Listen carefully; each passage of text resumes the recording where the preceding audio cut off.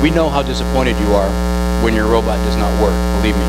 And I've got a lot of FTAs who are trying very hard to try to keep the show on the road and keep things moving, yet at the same time, take as much time as they possibly can to help fix your robots. And I had a very interesting experience in Seattle. As a matter of fact, Kate was the FTA, and there was a team that swore upside down, backwards, and sideways that the field caused their robot to not operate. And they ended up leaving the field very disgruntled and came back a little bit later and talked to Kate because she was trying to explain to them that it was not the field. And I guess they came back and basically apologized to her and said, geez, we're sorry, we had problems with our JAGs, we now know what it was, we figured it out. And it really made an impression on her, the fact that the team actually came back and said, hey, we understand that it was our robot. It just makes our job a little bit easier.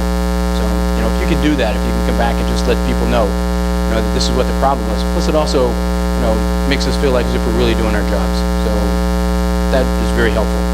Questions? So I know the rule book was supposed to be like slim this year. It was missing, for example, the glossary. I know our team had a... You're looking, I can't hear you. It's a little louder. The rule book, it was slimmer than years before, and I know the glossary was missing. Our team had a few problems because of that. I know some other teams did also. What was the rationale behind that? A lot of teams don't read the rules, believe it or not. I know this is a shock to everybody, but we understand that when you issue a book that is this thick and has 10,000 pages in it, nobody's going to read it. The intent is to let's try to narrow down the rules. Let's make them a little bit more concise and be as precise as we possibly can. We know that there's always going to be questions. If the rule book is this thick, there's going to be questions. If the rule book is 5 pages long, there's going to be questions. The intent is for us to try to answer the questions when we can. There's going to be questions like, should I color my robot red? We're probably not going to answer those kind of questions because it doesn't end up impacting a whole bunch of other teams. And I know that's a facetious question, but we acknowledge the fact that it's not easy to sit there and read through pages and pages and pages of rules. One of the things we did do this year, and I went through different pits asking different teams, did you use our iPhone or cell phone Android apps that deal with the rules? And I would say probably 70–80% of the teams said yes. There are a lot of the teams that, oh, you got an app? This is really cool. So even though we try to communicate to teams, there's a lot of times that they don't understand or they don't get the message that some of these tools are out there. Based on what I've heard, it sounds positive enough that we're probably going to continue to do the apps next year. Once again, the intent is to try to get the information out to the teams in a format in a way that's usable. So yes, we have been trying to cut back the rules. If we made the rules longer or had more rules, yes, there would probably be fewer questions, but we're trying to be as concise and as succinct as we possibly can without, boring everybody to death. And I hope we're doing a good job. And one of the other problems is in the past, one of the criticisms that we got was there are too many rules.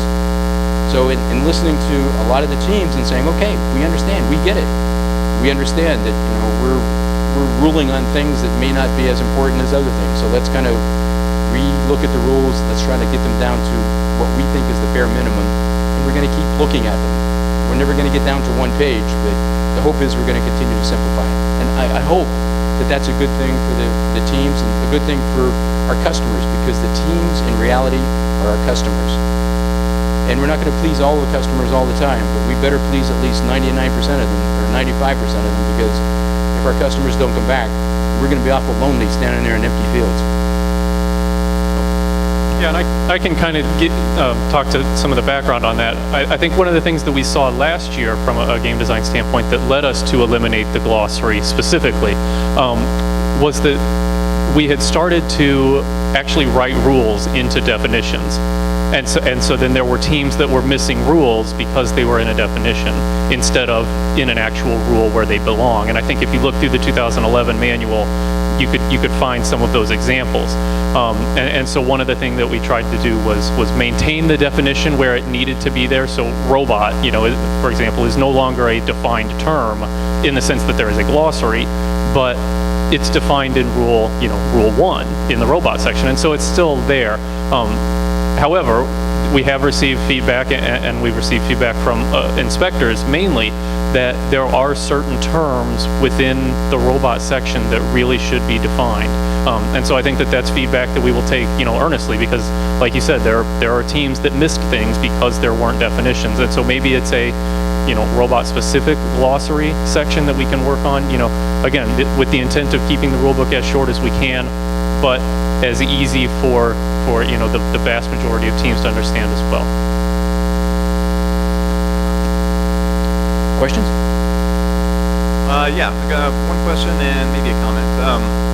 First of all, the Kinect system is kind of an awesome toy. I mean, it's pretty cool, right? Yes. Unfortunately, we go down here in the pits at the World Championship, and there's very few number of teams doing it. And I realize this is the first year of using it, and there's kind of a ramp-up process to it. So that's understood.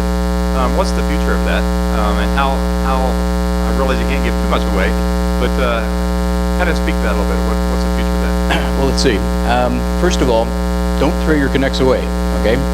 And you'll probably be seeing more Kinects, and part of that will be determined on our continued relationship with Microsoft. We're going to continue to work with them and see if they're continuing to donate Kinects to the rookies in the 2013 season. Obviously, if we can work with them to make that happen, you would be surprised what you're going to see. The other thing is, did you notice we said that you can put your Kinect on the robot? We're not going to support it. It may be something you may want to think about too, because if you look at the sensor array on the Kinect, it's kind of interesting, and we're not going to tell you how interesting or what you might want to do with it, but the reason we put it out there is, one, is we're not prepared to support it, but we have a lot of very, very high-end teams that have a lot of very good mentors on it, a lot of curious students, and the thought process is, if we've got some folks out there that can come up with some interesting ideas and let us know about it, those are things that we want to know and things that we might be able to continue to integrate into either the 2013 or 2014 game. I can't go into a lot more detail, but my guess is that you will probably want to hold on to it and not put it away and not use it again. As a matter of fact, hopefully, we're going to see a lot of teams using it in the off-season. And it does take a while for teams to adapt to new technology. With the Vision system, it took about almost 3 years for teams to start using it. And I think we've been seeing more teams use it this year than probably many of the other games we've used in the past. Anybody want to? Yeah, the vision tools that are built into LabVIEW are actually pretty handy. They make some of the image processing very, very quick and intuitive. Building onto the Kinect system and other such complex subsystems, there's a risk of kind of scaring away some of the rookie teams, right? You can get too complex where a rookie team really can't compete. That's something to keep in mind. I know you guys have thought about that. Over the years, the last few years have been very good, but prior to that, a few of the years, it was very difficult to get game pieces. Every Walmart or whatever store would be sold out within hours of kickoff. So the last couple of years, that's been much better. I'm certain that's probably been or not by accident, right? You guys have thought that through, but how do you expect to handle that in the future? That's a very interesting question. And I think you're probably referring to the Moon Rocks back in 2009. To give you the background on what happened, and this is not the soccer balls? Okay. But with the Moon Rocks, we ended up they went to Walmart because we thought, rather than having to order things online, most people can get stuff at Walmart. You can order it online from Walmart. This is something that was out there. Based on our dialogue with Walmart, it was going to be in their inventory for the long-term future, and come December of the year that we're launching the game, we discover some people in Walmart indicated that they made a decision that all of a sudden they're not going to continue with that product line, which was a total shock to us, and we had to do a lot of scrambling. So we learned from that. The soccer balls, we erroneously visioned that most high schools have soccer balls, and not being a soccer player, a soccer ball is a soccer ball is a soccer ball. Well, guess what? They're not, and that's another one of those things that we learned the hard way at game design. We're also trying to do some cost management, and the thought process was that we probably don't. If every high school out there has a soccer ball or a couple soccer balls, then we probably don't have to put in the kit of parts. We don't have to ship it to teams. It's something else we don't have to buy. And we're always trying to manage cost and try to drive cost out without driving the quality out. You want to keep the quality high. So what happened was we ended up assuming, and erroneously, that all the high school teams out there would have soccer balls and would be able to figure this thing out and use their same-size soccer ball for practice, and we would provide them for the game. We were wrong. As we go further into the future, this time around, as you can see, we have had plenty of the basketballs out there.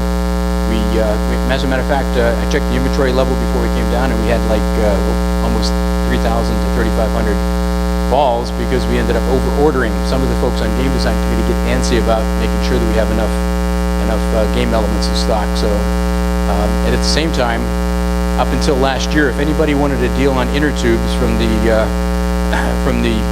rack and roll days, I still had inner tubes available from the rack and roll days because I couldn't get rid of them. So the intent is to not buy so many of these things that we carry the inventory, that we end up getting stuck with a lot of stuff at the end of the season because it's wasteful of our money. And I say this is our money because the teams are the ones that end up having to pay those registration fees. And believe me, we understand that this is not inexpensive. This is not easy for you to raise that money. So we're trying to drive out the cost as much as we can. We're going to continue to drive that cost out as best we can. And as we continue to go forward, we're hoping at some point in time to drive out enough cost that we can continue to manage registration fees. I can't make any promises because as soon as I make a promise, it's going to be on cheap Delphi, and everybody's going to say, we're lowering registration fees, and I didn't say that. What I'm saying is we're going to try to manage it so that as we continue to drive cost out, that hopefully someday we'll be able to continue to manage those registration fees in the right direction. So I hope that sort of answered your question. We are very sensitive to that. We want to make sure in the future the teams have access to game elements, whatever they happen to be. And if you don't have access to them, then we'll try to make sure that we have enough of them so that you can have access. The other problem, too, that we have is as we get more and more international teams, it becomes harder for them to be able to access some of this stuff. I mean, they can't go to the local Walmart. So we're trying to be sensitive to everybody's needs.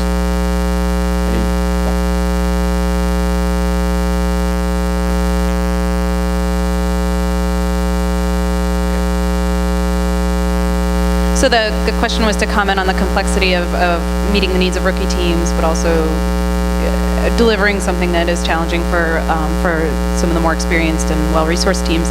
And that's a struggle that we battle in every aspect, I think, of FRC. I think next year we're projecting 600 rookies, something like that, of several hundred rookies. And so Colin and I work on the kit of parts together, and so that's very near and dear to our heart as we want to deliver a kit that is, to your point, not intimidating, but something that's also not bolted together out of the box and you have a robot. So kind of managing that part of our constituency, but also including stuff in the kit and a system that is challenging and rewarding to work with for the teams that have been around for a while, or for the teams that have, the exposure and the experience already to be able to attack that. That's a constant struggle, and it's a struggle that is also done in the game design process, right? We want a game that rookies can compete in, but not necessarily be competitive at. And I say rookie, I really just mean, the lower skilled teams.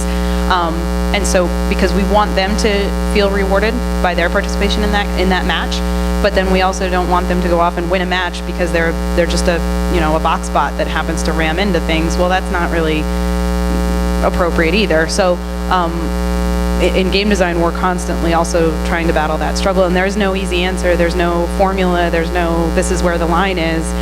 It's just a constant assessment of, is this going to be okay for rookies? Is it going to be okay for the experienced teams? And that happens across the board in FRC and it gets harder and harder as our community gets bigger and bigger.